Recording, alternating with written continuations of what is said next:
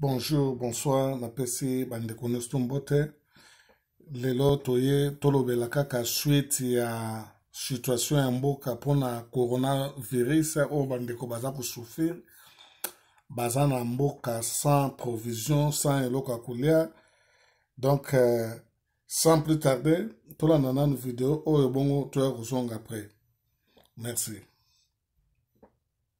L'âge d'admission à la retraite est désormais uniformisé à 60 ans, tant pour les hommes que pour les femmes. Voilà l'une des innovations qu'apporte la nouvelle loi sur la réforme du régime général de la sécurité sociale. Ce texte promulgué par le chef de l'État depuis le 15 juillet 2016 est entré en vigueur depuis hier. Conséquence logique, l'Institut national de sécurité sociale cède la place à la Caisse nationale de sécurité sociale.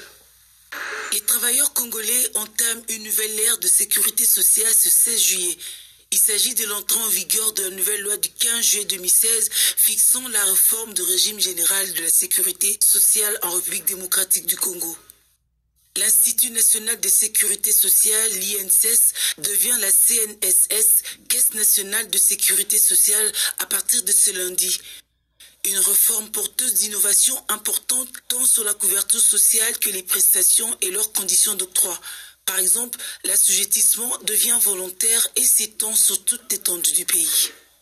En plus des travailleurs soumis aux dispositions du Code du travail et des travailleurs assimilés, d'autres catégories de travailleurs pourront désormais être couvertes par le régime général de la sécurité sociale.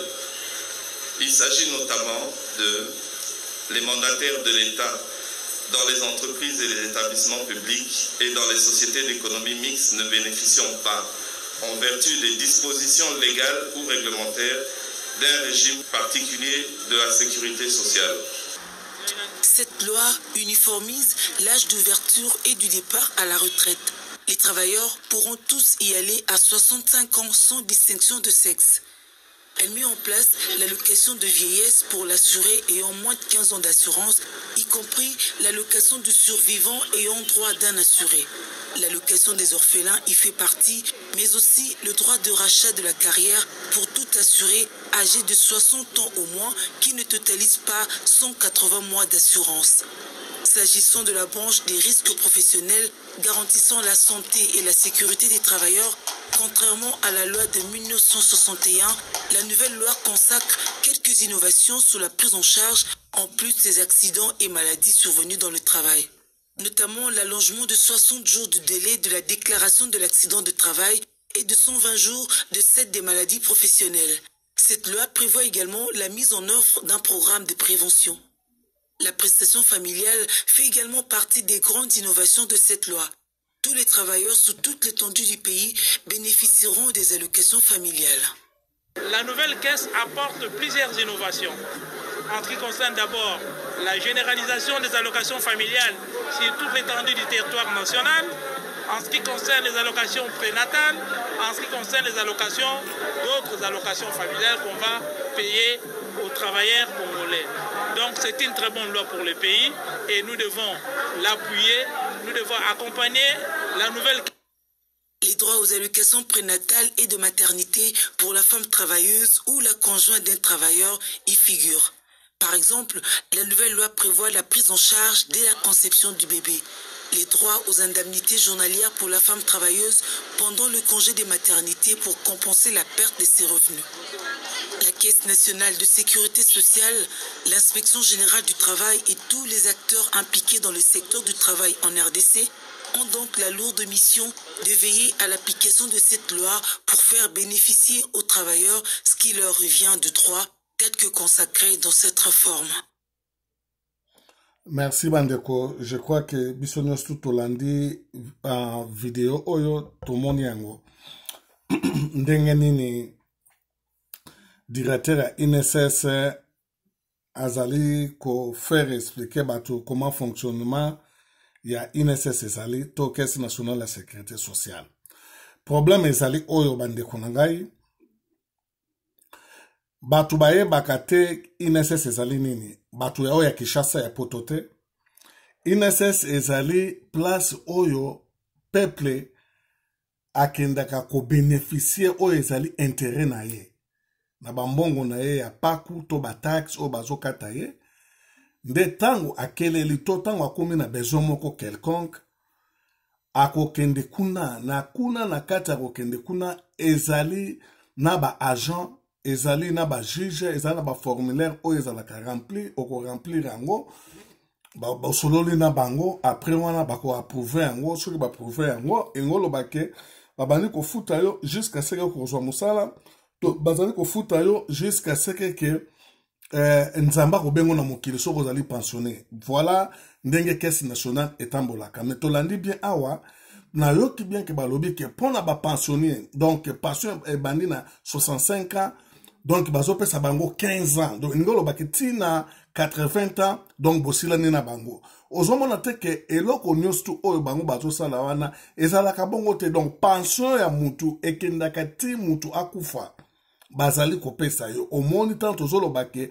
ezali na babiloko donc 3 branches ezangi donc mbongo oyo bino bozali kozwa ya batu elingi koloba ke l'État asalelaka yango kodefisa batu te mais eza na système na 3 branches wana soki ba prouver yango 3 branches ekoti donc elingi koloba ke assemblée approuver yango ba adapter komi loi ba kotisi yango sikoyo na INSS nde eke permettre sikoyo ke 65 ans oza na pouvoir parce que ozali kozwa mbongo na yo jusqu'au kufa soki okokufa par exemple na nzamba peso mikolo no 120 ans elingi koloba te ke baofuta kaka 80 non voilà place tozoloba ke bino bozobeta masolo na bino esuka baye koloba lisusu ke donc batu bazali qualifié ya kozwa soki mbongo wango soki assistance na bango ndenge basaleli ezali ba employé oyo bazosala na mosala ya l'État mais ba privé na banani bokozwa yango te mais chose bizarre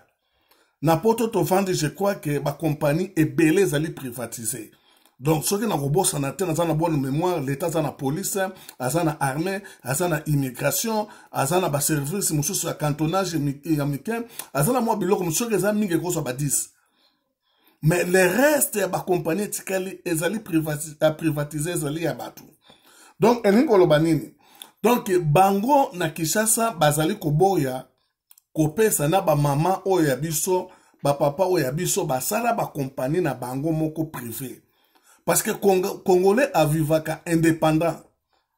Donc Congolais ba mesa oyo bazana yango bazoteka mapa, bazoteka ba carte, bazoteka ba banane. Donc na kati ya zandu yango wana nde ba compagnie Congolais a créé pour ko survivre. L'État a bénéficié à yango, l'État congolais a bénéficié à yango parce que ba maman na to ba papa ba futaka mbongo na bango chaque jour.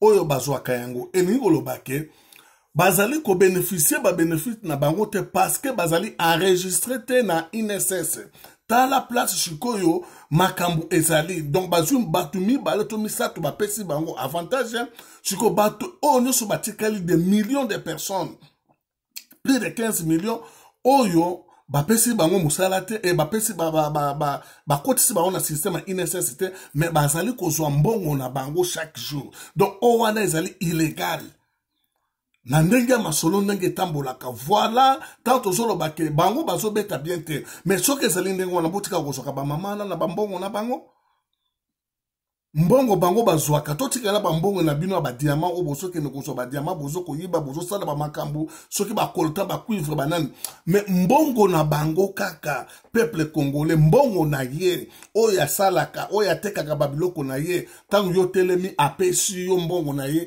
yo pesi tike mbongo wana bochaka yango wapi yango peuple azana besoin na yango azana o besoin mususu wana nanu te azana besoin o wana bo pesa na ye voilà différence ezali entre mutu muyindo na mundele donc mundele ayebi eloko wana tant aujourd'hui sabino que l'expérience compte eza ko finga te ezali babiloko ke bino le fobo associer bato bazali na expérience pour mboka wana za la développer système oyo bino bozali ko sala nango économie na social ezali archaïque ezali ba système ya kala ngana loba yango ata oyo ezali ke gratuité ya enseignement ezali voté te na assemblée assemblée ya mboka efota yango te gratuité wana. Donc ezali eloko batu basali yango ndenge wana ti babandi kozwa mbongo. Parce que babiloko nyonso bango bazoloba na INSS. Donc ezali te ke assemblée à voter parce que il faut qu'on défendre yango pour éco ma loi. Alors si on défendre yango, il faut peuple congolais asra en assurance médicale parce que bozo katembo monae. Donc peuple congolais a besoin d'assistance surtout so kaza na malade to azali na musala te to azana problème moko songolo, il faut a bénéficier yango ndenge système etambolaka. Nabanzi message nanga nazalaki nango pona lelo ezali wana donc tango boso kata bato mbongo boye baka yango ke fo bozongisela ye lelo oyo malade oyo ye ya coronavirus au moins le peuple nenga telengani metali ke bino bozo mbongo ne colonials tout bino bolakisi ke bino bolingi peuple te biso tozali awa tozabe ennemi na bino te mais to lingi to changer de système na bino oyo mboka ezali kotambola bien te système ezali mabe oyo biso tozali kotelemelela neti ba makambo ya INSS ezali